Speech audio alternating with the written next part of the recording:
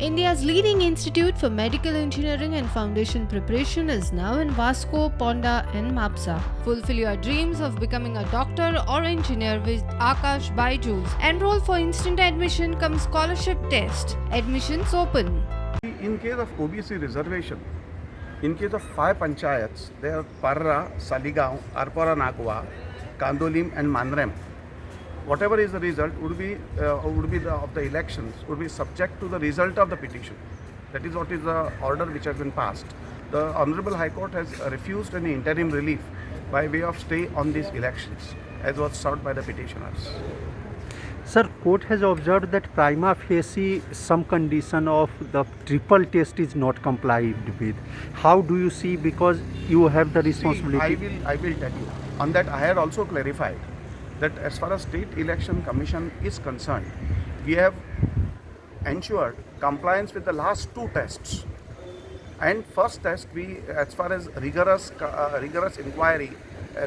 empirical inquiry which is contemplated by the Supreme Court, that we are not responsible. We have made a statement that OBC Commission itself has claimed to have conducted such an inquiry.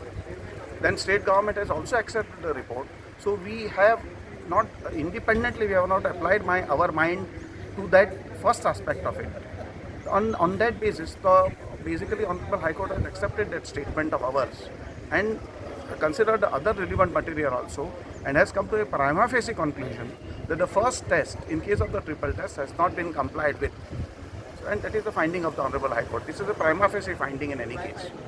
We have, according to us, done the contemporaneous rigorous exercise of collecting data, etc. Commission has done it.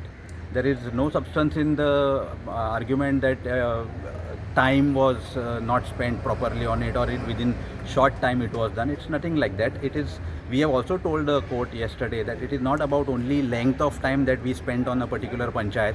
It is also on the aspect of how much staff is involved in collecting the data, how many people are involved in the exercise.